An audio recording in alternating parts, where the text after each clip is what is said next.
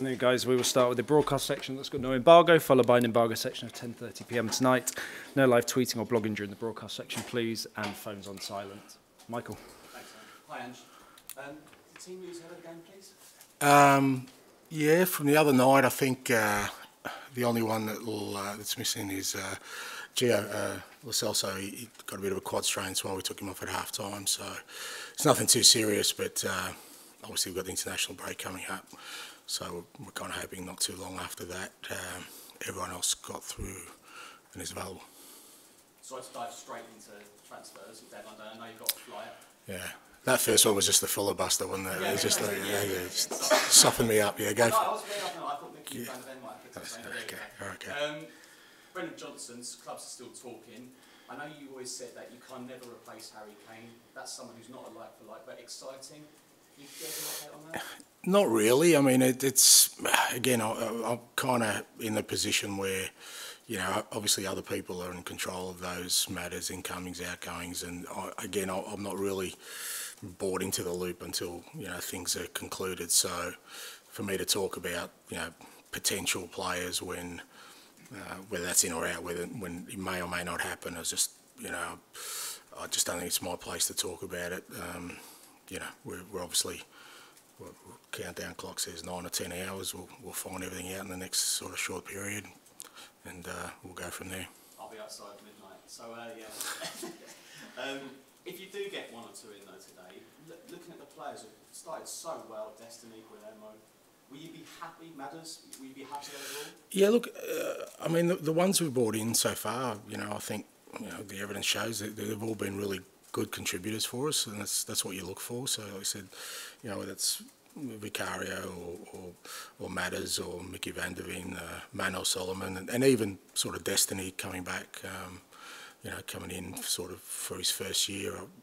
I'm really pleased, and that's what you're looking for, because obviously it's not just about bringing players in, but if you're bringing players in and they are contributing straight away, it's probably a good indicator that, you know, the business we've done so far has been good. But yeah, again, until you get to the end of the window and you know exactly where it all falls and we're into the season, we won't know the exact outcome of everything. Excuse me. There's clearly a number of players who need to move out as well, maybe loan or permanent. You know the squad you've got now. Some are turning down moves and aren't moving. If they do stay, Ange, and that looks like some might, what's your plan, integrating them back into the squad? Because it is a big squad, isn't it? But what's your plans on some of those players you don't see a future? Yeah, no one's not been integrated to the squad. There's no one that hasn't been training with the team. So, you know, I'm not sort of isolating anyone at the moment. As you said, you know, players have got their own reasons for making these decisions, but ultimately, you know, come the deadline today, we're going to have to name a 25-man list, and we've got more than that at the moment. So some people are going to miss out, and then, you know, I guess again, it's sort of up to them to sort of decide, you know, what the next step is. But from my perspective at the moment, like I said, we haven't excluded anyone from training. The numbers are manageable right now, and whilst they're manageable, you know, I don't see the need for us to do sort of anything different to what we have been doing. Thanks, mate. Hi, good afternoon. There are a lot of changes at Spurs this summer. How pleased are you with in the league, the players and yourself were able to adapt so quickly and work so well as a collective? Yeah, look, it's been encouraging and promising, I guess, is the words I'm kind of trying to define it as. We've, you know, I've already said we've done a lot of changes this year. You know, we've changed coaching staff, we've changed the way we train, we've changed the way we play, we've changed personnel, some significant personnel. You know, within that context, you know that whenever there's such major change, that it takes a while for things to really feel comfortable for everybody, you know, the whole club, because even me, I'm still new, so, you know, the way we all work. But so within that context, I've been really encouraged by what I've seen. You know, the players are really trying to play the way we want to. They're showing real character, and I keep using the word resilience to you know, adjust and not let the fact that, you know, so many changes have happened to affect, you know, our performance. Our performance has been fairly consistent, because it's very easy, you know, for the players to say, well, you know, so many changes, to have excuses as to why we wouldn't start well. I mean, we've had, you know, 4 official games so far, and 3 of them have been away from home. So it's not exactly been an easy start for this group of players. So I like the fact that they've shown that character, but I also know we've got a long way to go. We're only very much at the beginning, and we've still got plenty of challenges ahead. Despite the defeat at Fulham, how important was Richarlison's goal for his confidence levels and his role in this team moving forward? Look, I guess because everyone talks about it, and I'm not in Richie's head and I'm not in the players' heads to really know how they feel, but you know, I guess it stops people talking about the fact that he didn't score. But I was happy with his contribution. You know, I already said I thought probably the other night was probably, you know, he wasn't at the same level that he has in the other 3 games, but he gets a goal, so people sort of focus on the goal. But I'm still looking at, you know, contribution to the team, and I still think there are areas that, you know, Richie could have, you know, needs to improve for us to, you know, keep improving as a team. But he's not the only one. All of them are in that boat. But anything that gives a player confidence, belief is great, you know, particularly for strikers. I get that because, like I said, that's what people focus on. But, you know, I wasn't unhappy with Richie before he scored the goal. What's the biggest threat you expect from Burnley tomorrow? A couple. I mean, I really, I love the way that, you know, Vincent Kompany went about tackling the championship. It's a really tough league. Everyone knows that, and I thought the way his team played and really had a clear identity, I thought was outstanding. And looking at their first 2 games, that's how they're going to tackle the Premier League. So you know that there's belief within that squad, in the manager and in their methods. You know, they're a hard-working team. They're a very fit side. You know, you look at all the sort of running measurements during the week, and they're up there. And at home, really good pressing team. So we're going to get challenged for sure. I mean, playing away in Premier League is always tough anyway, but it'll be a good challenge for us, and we're going to need to be at our sort of current best, you know, the best we can be right now, to overcome that, because, you know, they're going to work hard, they're going to press us, and we're going to have to be really brave and believe in our football to get through it. Thank you. Ian? Hi, how are you? Good, mate. It's the 3rd away game in a row. Third away game in 4. I was speaking yesterday to West Ham manager David Moyes, who kind of questioned why you've had to play 3 away games. Do you feel it's a bit unfair that you've only had 1 home game so far, and the start of the season has been so tough in terms of the schedule? It is what it is, you know. I mean, there's no point I assume these things are done because of, you know, some, I don't know, fancy algorithm or something, you know. I assume it's a random thing or some process behind it, and we got dealt with. At some point, I'm sure that flips, and we'll obviously get the equal amount of home games. Obviously, the cup game being away sort of exacerbates that, because, like I said, we've had now 3 games away from home in a week, 4 out of our first 5, and our first home game was a really good game. You want to sort of grow on that, but for a team that's in transition, there's no greater way to find or reveal character, you know, than making it tough. So in many respects, if we get through this spell well, it's good, you know. I think it helps us build some real strength within the sort of unity of the team. You've been linked with several players, so you've always spoken about Brennan Johnson, Conor Gallagher's another, Lloyd Kelly is another. You sat here about a month ago when you first met us, and you said that you love a rebuild. Is this the kind of idea you had when you were sat there a month ago, how Spurs would look now in terms of a rebuild? Well, yeah, I mean, it's part of the process, yeah, but it's, you know, the rebuilds don't happen sort of, you know, the rebuild is something that happens over a period of time, and you have to overcome certain hurdles and, you know, certain landmarks along the way. One is change of personnel, so that's obviously something. Then change of methodology, there's so many things that are in that. So the rebuild that I love is one that takes time, and like I said, we're still at the beginnings of it. So where we're at the moment is where we're at, and every sort of team I've been at that has been different. There've been different challenges. You know, how much the team changes in one window, how much, you know, how much of a change it's been from the previous regime. There's all these kind of other factors that go into it, but, you know, we're still, you know, I'm at pains to sort of keep saying it, but we're still at very much the infancy of what I want to try and create in terms of the team and the club we want to be. So that notwithstanding that, we understand that, you know, we still need to perform and get results, so that, in my experience, that's what the only thing that accelerates that process is if you can get some real belief. And because with every performance, with every result, whatever resistance or barriers there are slowly get chipped away. Well, this club has had some big name managers, real historic managers down the years, but you have achieved something already that none of them have achieved. No one has ever had a pop song sung about them. Firstly, Robbie Williams, do you know him? Have you ever met him?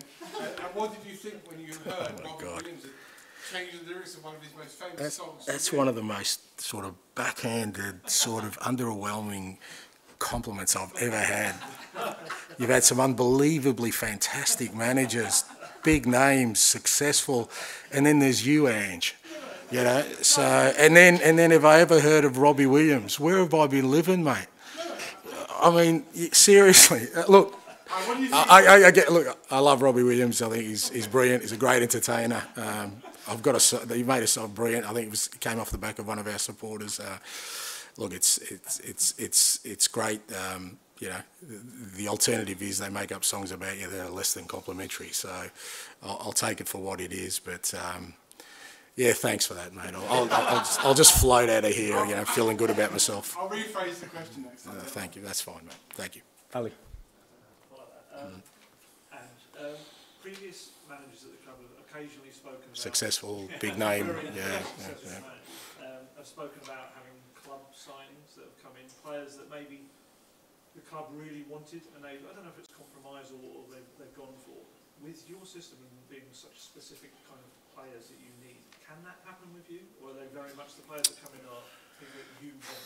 Yeah, I don't know. I mean, I don't know sort of club signings, what that means. I mean, I think I would never sort of approve a signing that I didn't think was going to fit into sort of the way we want to play. And I guess if it's at a younger level, at an academy level, of course, I think then, you know, it is the clubs. But I think when you've got a senior manager and you appoint him and you give him the responsibility of sort of charting a course ahead, you've got to give him the players that will suit the way he wants to play, you know. And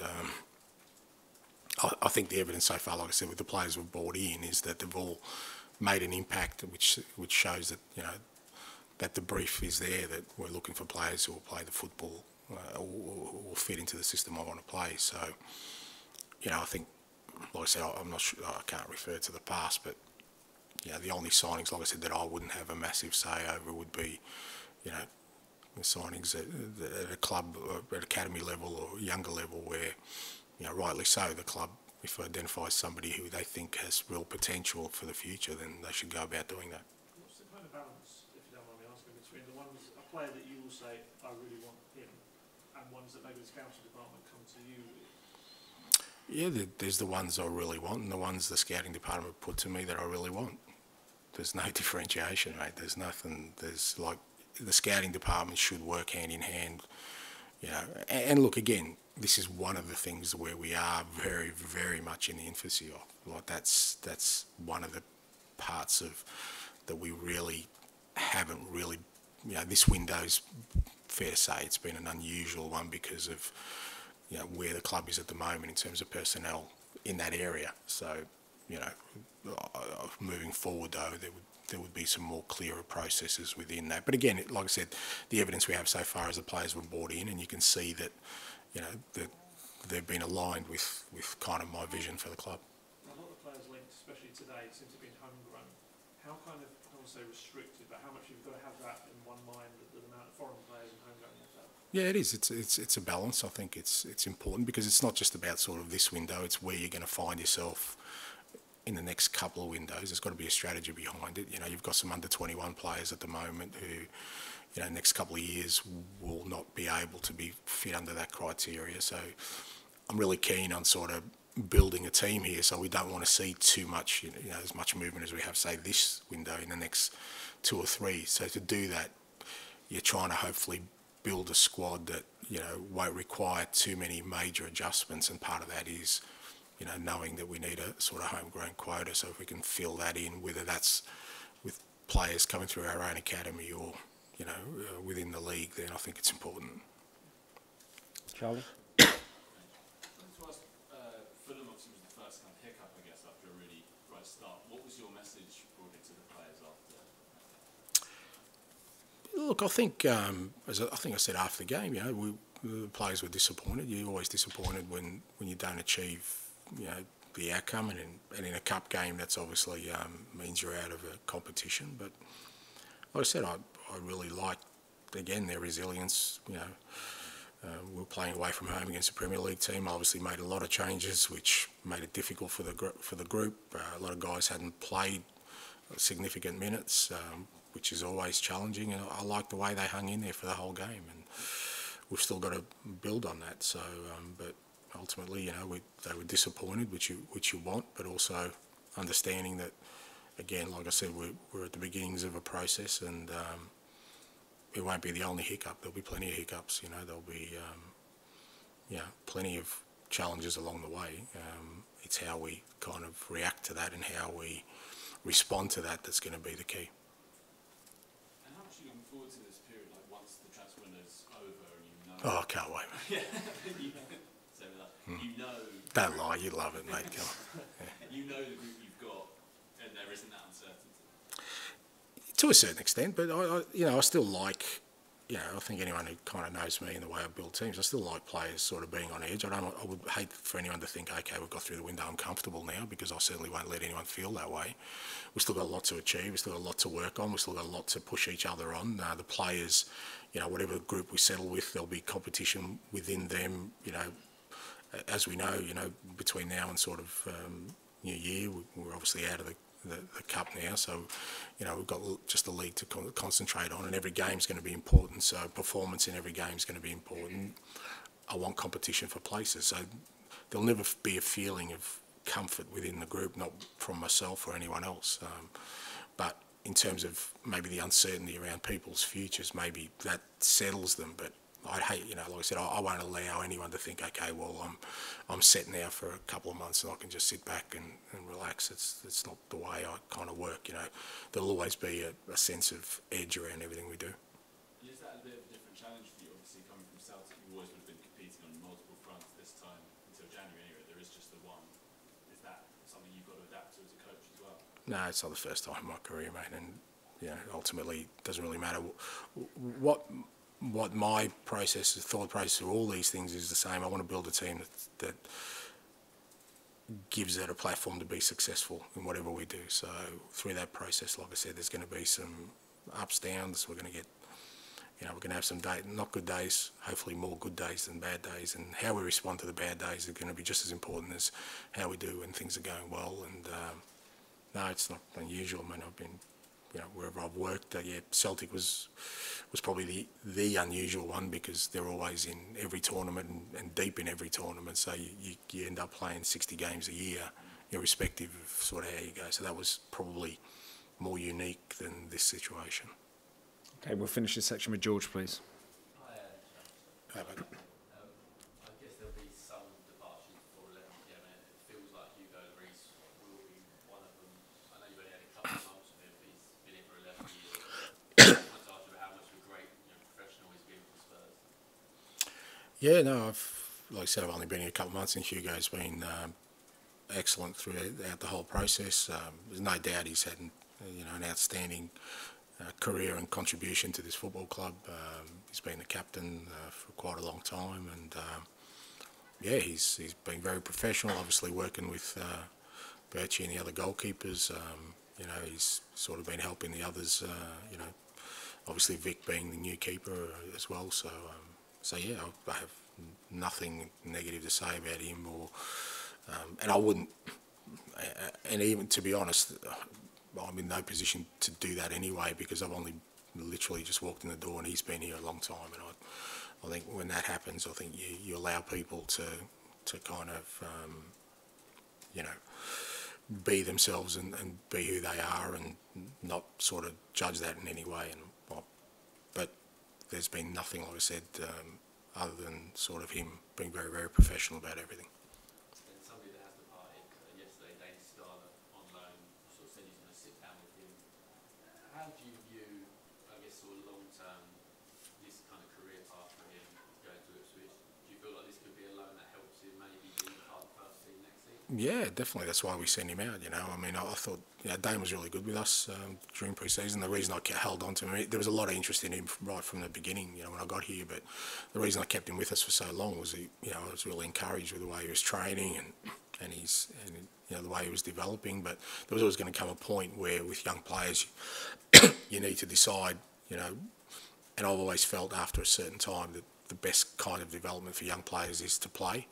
And you have to make a decision, is he going to play enough for us now to help him continue to develop and become a first team player for this football club?